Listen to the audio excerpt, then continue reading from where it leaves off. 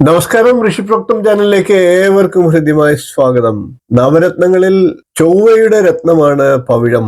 പവിഴത്തിന്റെ പ്രത്യേകതകളാണ് ഇന്നത്തെ വീഡിയോയിലൂടെ പ്രതിപാദിക്കുന്നത്. പവിഴത്തെക്കുറിച്ച് നിങ്ങൾക്ക് അറിയേണ്ട എല്ലാ കാര്യങ്ങളും ഈ വീഡിയോയിൽ ഉണ്ടാകും. ഒട്ടേറെ അറിവുകൾ ലഭിക്കുന്ന വളരെ പ്രധാനപ്പെട്ട ഒരു വീഡിയോ ആണ്. അതുകൊണ്ട് തന്നെ നമുക്ക് നേരിട്ട് വീഡിയോയിലേക്ക് കിടക്കാം. നിങ്ങളുടെ പ്രോത്സാഹനം പ്രതീക്ഷിക്കുന്നു. ചാനൽ സബ്സ്ക്രൈബ് ചെയ്യാത്തവരാണെങ്കിൽ ഒന്ന് സബ്സ്ക്രൈബ് ചെയ്യുക എന്നുകൂടി അഭ്യർത്ഥിക്കുന്നു. പവിഴത്തിന്റെ പേര് സംസ്കൃതത്തിൽ പ്രവാളക് എന്നാണ്. ഭൗമരത്നം, അങ്കാരകമണി എന്നൊക്കെ ഇതിന് പേരുണ്ട്. സമുദ്രത്തിന്റെ അടിത്തട്ടിൽ ജീവിക്കുന്ന ഐസിസ് നൊബൈൻസ് എന്ന സമുദ്രജീവി തനിക്ക് താമസിക്കുന്നതിന് വേണ്ടി പാറയിൽ ഉണ്ടാക്കുന്ന വാസഗൃഹമാണ് ശരിക്കും പവിഴപ്പുറ്റുകൾ. തേനീച്ച എപ്രകാരമാണോ തേൻ സ്വരൂപിക്കുന്നത്, കൂടുണ്ടാക്കുന്നത് എന്നതുപോലെയാണ് സമുദ്രത്തിൽ ഈ ജീവി പവിഴപ്പുറ്റുകൾ സൃഷ്ടിക്കുന്നത്. അതുകൊണ്ട് തന്നെ ഇതിനെ സമുദ്രത്തിലെ തേനീച്ച എന്നും ഈ ജീവിയെ പറയാറുണ്ട്. ഇത് നിർമ്മിക്കുന്ന വീടുകൾ ഇലയില്ലാത്ത വള്ളികൾ പോലെ ഒരു തരത്തിൽ പടർന്ന് പന്തലിക്കുന്നു. തങ്ങളുടെ ശരീരത്തിൽ നിന്നും പുറപ്പെടുവിക്കുന്ന ഒരു തരം പശ ഉപയോഗിച്ചാണ് ഈ ജീവികൾ ഇത്തരത്തിൽ വീട് നിർമ്മാണം നടത്തുന്നത്. അവരുടെ ശരീരത്തിലുള്ള പശ കൊണ്ടാണ് പുറ്റുണ്ടാക്കുന്നത്. ഈ വീടുകൾ ഇലയില്ലാത്ത വള്ളി പോലെ ഒരു തരത്തിൽ പടർന്ന് പന്തലിക്കുന്നു. ഇവയ്ക്ക് സാധാരണ ഒരടി പൊക്കവും 1 ഇഞ്ച് കനവും ഉണ്ടാകാറുണ്ട്. ഇതിൽ തേനീച്ചക്കൂട്ടിലെ അറകൾ പോലെ കാണപ്പെടുന്ന ഒരു തരത്തിലുള്ള അറകളുണ്ട്. ഈ അറകൾക്കുള്ളിലാണ് ഈ ജീവികൾ താമസിക്കുന്നത്. സമുദ്രത്തിനടിയിലെ ഓരോ പാറയിലും ഇതുപോലെ പവിഴപ്പുറ്റുകൾ ഉണ്ടാകാറുണ്ട്. ഇത്തരത്തിൽ അനേകം പവിഴപ്പുറ്റുകൾ സമുദ്രത്തിലുണ്ട്. ഈ പുറ്റുകളെ സമുദ്രത്തിൽ നിന്നും ശേഖരിച്ച് യന്ത്രത്തിന്റെ സഹായത്തോടെ വിവിധ ആകൃതിയിൽ മുറിച്ചെടുത്താണ് പവിഴം നിർമ്മിക്കുന്നത്. അത് ചെത്തി മിനുക്കിയെടുക്കുമ്പോൾ ഒരു രത്നമായി മാറുന്നു. ഇതിൽ അടങ്ങിയിരിക്കുന്ന കെമിക്കൽസ് കാൽസ്യം കാർബണേറ്റ് എന്നതാണ്. സമുദ്രത്തിന്റെ നിറഭേദങ്ങൾ അനുസരിച്ച് പല നിറത്തിലുള്ള പവിഴങ്ങൾ ലഭ്യമാണ്.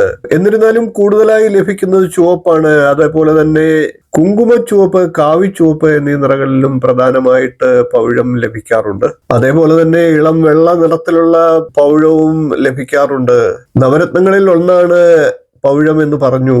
ഇത് പലതരത്തിലുള്ള ആഭരണങ്ങൾ ഉണ്ടാക്കാനായിട്ടാണ് നാം ഉപയോഗിക്കുന്നത്. വളരെയേറെ ശക്തിയേറിയ ഒരു രത്നമാണിത്. 10 മീറ്റർ മുതൽ 300 മീറ്റർ വരെ ആഴത്തിലുള്ള സമുദ്രഭാഗങ്ങളിലാണ് ചുവന്ന പവിഴപ്പുറ്റുകൾ കാണപ്പെടുന്നത്. വെളിച്ചം കുറവുള്ള ഗുഹകളിലും കല്ലുകളുടെ താഴെയായിട്ടുമാണ് ഇത് കാണപ്പെടുക. പുറ്റുകൾ അറുത്തെടുത്ത് ആകൃതി വരുത്തിയാണ് ആഭരണമായിട്ട് ഉപയോഗിക്കാറുള്ളത്. ചുവപ്പ്, ഓറഞ്ച് എന്നീ നിറങ്ങളിലാണ് പ്രധാനമായിട്ടും പവിഴം ലഭിക്കുക. ഇത് ചൊവ്വയുടെ രത്നമാണ്. ചൊവ്വയുടെ അനുകൂല ഫലങ്ങൾ ലഭിക്കുന്നതിനായിട്ട് ധരിക്കുമ്പോൾ ചുവപ്പോ ഓറഞ്ചോ നിറത്തിലുള്ളത് ധരിക്കണം. മുത്തുപോലെ തന്നെ ശീതളിമ ഉള്ളതാണ് പവിഴം. ഇന്ത്യൻ മഹാസമുദ്രത്തിലും മെഡിറ്ററേനിയൻ കടലിലുമുള്ള പവിഴപ്പുറ്റുകൾ നല്ല ആകൃതിയുള്ളതാണ്. സൂര്യന്റെയും ചൊവ്വയുടെയും നിറമായിട്ടാണ് ചുവപ്പിനെ പറയുന്നത്. ധൈര്യത്തിന്റെയും ശൗര്യത്തിന്റെയും നിറമാണ് ചുവപ്പ്. ആത്മവിശ്വാസവും അഭിമാനവും തരുന്ന നിറമാണ്. ഈ നിറത്തിലുള്ള രത്നം ധരിക്കുമ്പോൾ അക്രമവാസന കുറയുമെന്നാണ് പഠനങ്ങൾ തെളിയിക്കുന്നത്. വിഷമേൽക്കില്ല എന്നുള്ളതും ഇതിന്റെ ഒരു പ്രത്യേകതയാണ്. ഭൂതപ്രേതാദികളൊന്നും ഇത് ധരിക്കുന്നവരെ ബാധിക്കില്ല എന്നും ഒരു വിശ്വാസമുണ്ട്. സ്ത്രീകളുടെ ആർത്തവത്തിന്റെ ക്രമക്കേടുകൾ മാറ്റിയെടുക്കാൻ ഇതിന് ശക്തിയുണ്ട്. ചൊവ്വയുടെ ഏതു തരത്തിലുള്ള ജാതക ദോഷങ്ങളും തീർത്തു തരാൻ ഈ രത്നധാരണം സാധിക്കുന്നതാണ്. ചൊവ്വ മംഗളനാണ്, മംഗളകാരകനാണ്. അതുകൊണ്ട് തന്നെ മംഗല്യ ദോഷത്തെ എല്ലാം ഇല്ലാതാക്കി വിവാഹം വേഗം നടത്തുന്നതിന് ഈ രത്നധാരണം സഹായിക്കും. ആരോഗ്യവും ലൈംഗിക ശേഷിയും ഉന്മേഷവും ഇത് പ്രദാനം ചെയ്യും. ഗർഭമലസിപ്പോകുന്ന സ്ത്രീകൾക്ക് ഇത് ധരിച്ചാൽ ഗർഭമലസാനുള്ള സാധ്യതകൾ ഇല്ലാതാകുന്നതാണ്. അതുകൊണ്ട് തന്നെ അബോർഷൻ മൂലം ദുഃഖം അനുഭവിക്കുന്ന ദമ്പതികൾക്ക് ഒരു ജ്യോതിഷനെ കണ്ട് അവരുടെ ജാതകത്തിൽ അനുകൂലമാണ് എങ്കിൽ പവിഴം ധരിക്കാവുന്നതാണ്. പവിഴം ധരിക്കുന്നവർക്ക് പ്രശസ്തിയും സന്തോഷവും ജീവിതത്തിൽ വിജയവും നേടിത്തരുന്നതാണ്. പുത്രഭാഗ്യം, ദാരിദ്ര്യശമനം, ഭാഗ്യപുഷ്ടി എന്നിവയൊക്കെ ലഭിക്കുന്നതാണ്. മിലിറ്ററി ഉദ്യോഗസ്ഥർ, സെക്യൂരിറ്റി ജോലിക്കാർ, പോലീസ് വകുപ്പിലുള്ളവർ, ഹോട്ടൽ മേഖലയിൽ പ്രവർത്തിക്കുന്നവർ, ഇലക്ട്രിക്കൽ രംഗത്ത് പ്രവർത്തിക്കുന്നവർ, റിയൽ എസ്റ്റേറ്റ് മേഖലയിൽ പ്രവർത്തിക്കുന്നവർ എന്നിവർക്കൊക്കെ ഭാഗ്യരത്നമാണ് പവിഴമെങ്കിൽ വളരെയേറെ ഫലപ്രദമാണ്. അതേപോലെ തന്നെ സൂര്യാഘാതം അഥവാ സൺബേൺ ഒക്കെ തടുക്കാനുള്ള വളരെ ശക്തിയുണ്ട് ഈ രത്നത്തിന്. സൂര്യരശ്മികളിൽ നിന്നുള്ള നെഗറ്റീവ് എഫക്റ്റ് ഇത് ധരിക്കുന്നവരിൽ നിന്ന് മാറി നിൽക്കുമെന്നാണ്. ഇത് ധരിക്കുന്നവർക്ക് വിളർച്ചയും ക്ഷീണവും ഉണ്ടാകാതെ സംരക്ഷണം തരും. അതേപോലെ തന്നെ മൂത്ര സംബന്ധമായിട്ടുള്ള രോഗങ്ങളെ ഇല്ലാതാക്കുന്നതിനും ഇത് സഹായകരമാണ്.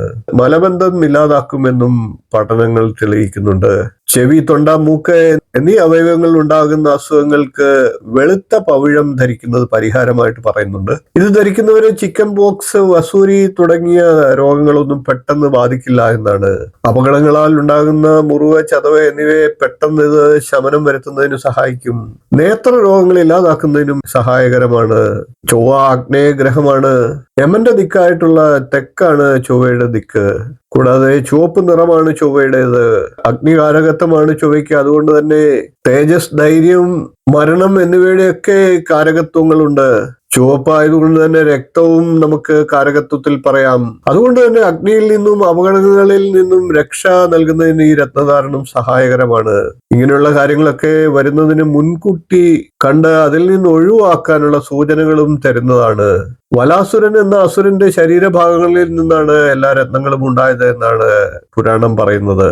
അസുര രാജാവായിട്ടുള്ള വലാസുരന്റെ ശരീരഭാഗത്തിൽ നിന്നും അടർന്നു വീണ മാംസമാണ് പൗഴമായി മാറിയത് എന്നാണ് കഥ പറയുന്നത്. അതിനാൽ തന്നെ ശരീര സൗന്ദര്യത്തിനും ശാരീരികമായിട്ടുള്ള നല്ല പ്രകൃതിക്കും ആരോഗ്യത്തിനുമൊക്കെ ചൊവ്വയ്ക്കും ചുവന്ന പൗഴത്തിനും ഒരുപോലെ സ്വാധീനമുണ്ട്. കൂടാതെ ചൊവ്വയുമായി ബന്ധപ്പെട്ട ആർത്തവ രോഗങ്ങൾ, ലൈംഗിക ശേഷിക്കുറവ്, രക്തസംബന്ധമായിട്ടുള്ള കാര്യങ്ങൾ, അപകടങ്ങളാൽ ഉണ്ടാകുന്ന മുറിവ്, ചതവ്, നേത്രരോഗങ്ങൾ, തലയ്ക്കുണ്ടാകുന്ന ക്ഷതം എന്നിവയൊക്കെ പൗഴം ധരിക്കുന്നവർക്ക് ശമനം ഉണ്ടാക്കുന്നതാണ്. കൂടാതെ ആലസ്യം മാറി ഉന്മേഷം ഉണ്ടാകുന്നതിനും ധൈര്യം സംഭരിക്കുന്നതിനുമൊക്കെ ഇത് ധരിക്കുന്നത് ഉത്തമമാണ്. ചുഴലി, ഹൃദ്രോഗം തുടങ്ങിയ രോഗങ്ങൾ തടയാനും പൗഴം ധരിക്കുന്നത് ഉത്തമമാണ്. ചുറുചുറുക്കുണ്ടാകാനും പെൺകുട്ടികൾക്ക് വേഗം വിവാഹം നടക്കാനും ആരോഗ്യവർദ്ധനവിനും ലൈംഗിക ഉത്തേജനത്തിനും ധൈര്യം, വീര്യം, ഉന്മേഷം, പേടി, ഭയം മാറുക, ഭൂമിയുമായി ബന്ധപ്പെട്ട കാര്യങ്ങളിൽ വിജയം, അപകടങ്ങളിൽ പെടാതിരിക്കൽ, രക്തശുദ്ധി, അന്തസ്സ, അഭിജാത്യം, ദീർഘായുസ്, സാഹസ്യകാര്യങ്ങൾ പ്രകടിപ്പിക്കുന്നവർ, കായിക വിനോദങ്ങളിൽ മികവ് കാട്ടാൻ ആഗ്രഹിക്കുന്നവർ, കുടുംബ സമാധാനം തുടങ്ങി പല കാര്യങ്ങൾക്കും പൗഴം ഫലപ്രദമാണ്. വീട്ടിൽ പൗഴം സൂക്ഷിക്കുന്നതും അവിടെ പ്രേതബാധ ശല്യം ഉണ്ടാകാതിരിക്കുന്നതിന് സഹായിക്കുമെന്നാണ് വിശ്വാസം. ഗർഭിണികളായിട്ടുള്ള സ്ത്രീകളുടെ വയറ്റിൽ 7 മാസത്തിന് മുമ്പേ പൗഴം ബന്ധിക്കുന്നത് സുഖപ്രസവം നടക്കുന്നതിന് സഹായകരമാണ് എന്നാണ് പറയുന്നത്. അത്തരത്തിൽ സ്ത്രീകൾക്ക് പൗഴം അരഞ്ഞാണമായി ധരിക്കാവുന്നതാണ്. പൗഴം ധരിച്ചാൽ പ്രകൃതി ദുരന്തങ്ങളിൽ നിന്ന് പോലും രക്ഷ കിട്ടുമെന്നാണ് പഴമക്കാർ വിശ്വസിച്ചിരുന്നത്. ഇപ്പോൾ കൃത്രിമ പൗഴങ്ങളും ലഭ്യമാണ്. കൃത്രിമ പൗഴത്തിന് ശുദ്ധമായിട്ടുള്ള പൗഴത്തേക്കാൾ ഭാരം കൂടിയിരിക്കും. ശുദ്ധ പൗഴത്തെ തറയിൽ ഉരച്ചാൽ കണ്ണാടിയിൽ ഉരയ്ക്കുന്നത് പോലെയുള്ള ശബ്ദം അത് പുറപ്പെടുവിക്കുന്നതാണ്. ഇങ്ങനെയൊക്കെയാണ് ഇത് തിരിച്ചറിയാനുള്ള മാർഗം. ശുദ്ധ പൗഴം പശുവിൻ പാലിൽ ഇട്ടാൽ ചുവന്ന പാട പോലെ പാലിൽ പ്രത്യക്ഷപ്പെടുമെന്നാണ്. കൃത്രിമ പൗഴമാണ് പാലിടുന്നതെങ്കിൽ യാതൊരു മാറ്റവും ഉണ്ടാകില്ല. ഇരുനിറമുള്ളവ, പൊട്ടലുള്ളവ, കുഴിയുള്ളത്, കറുത്തതോ വെളുത്തതോ ആയിട്ടുള്ള പുള്ളികളുള്ളവ, പുഴുവരിച്ചതുപോലെയുള്ള രൂപത്തിലുള്ളത്, കീറിയതുപോലെ വരകളുള്ളത്, അവിടെ ദ്വാരങ്ങളുള്ളത്, അരക്കിന്റെ നിറമുള്ളവ തുടങ്ങിയ പൗഴങ്ങൾ ദോഷയുക്തങ്ങളായിട്ടുള്ള രത്നങ്ങളാണ്. പവിഴം മാത്രമല്ല, ഏത് രത്നവും ഒരു വിദഗ്ധനായിട്ടുള്ള ജ്യോതിഷിയുടെ നിർദ്ദേശാനുസരണത്താൽ മാത്രമേ ധരിക്കാവുള്ളൂ. പ്രത്യേകിച്ച് നവരത്നങ്ങൾ വളരെയേറെ ശക്തിയുറ്റതാണ്. ജാതകപ്രകാരം അനുകൂലമല്ലാത്ത രത്നമാണ് നിങ്ങൾ ധരിക്കുന്നതെങ്കിൽ ദോഷഫലങ്ങളും ഉറപ്പായും ഉണ്ടാകും. രത്നധാരണം നടത്തുമ്പോൾ നക്ഷത്രത്തിന്റെ അടിസ്ഥാനത്തിൽ മാത്രം രത്നധാരണം നടത്താതിരിക്കുക. അത് പ്രശ്നങ്ങളെ ഉണ്ടാക്കിയേക്കാം. അതുകൊണ്ട് തന്നെ എപ്പോഴും രത്നം ധരിക്കുമ്പോൾ അത് വജ്രമാകട്ടെ, പൗഴമാകട്ടെ, എന്തായിക്കോട്ടെ, ഒരു വിദഗ്ധനായിട്ടുള്ള ജ്യോതിഷന്റെ സഹായത്തോടു കൂടി മാത്രം ധരിക്കുക. ജ്യോതിഷത്തിൽ നല്ല അറിവുള്ളത് മാത്രം പോരാ, രത്നത്തെക്കുറിച്ചും നല്ല അറിവുള്ള ഒരു ജ്യോതിഷന്റെ സഹായം തേടണം എന്നുള്ളതാണ് പ്രധാനം. പൗഴത്തെക്കുറിച്ച് ഇനിയും ഒട്ടേറെ കാര്യങ്ങൾ പറയാനുണ്ടാകും. വീഡിയോ ദൈർഘ്യമായതുകൊണ്ട് തന്നെ പ്രധാനപ്പെട്ട കാര്യങ്ങളെല്ലാം പറഞ്ഞതുകൊണ്ട് തന്നെ ഈ വീഡിയോ നിർത്തുന്നു. എല്ലാവർക്കും എൻ്റെ വിനീതമായിട്ടുള്ള നമസ്കാരം, നന്ദി. വീണ്ടും കാണാം.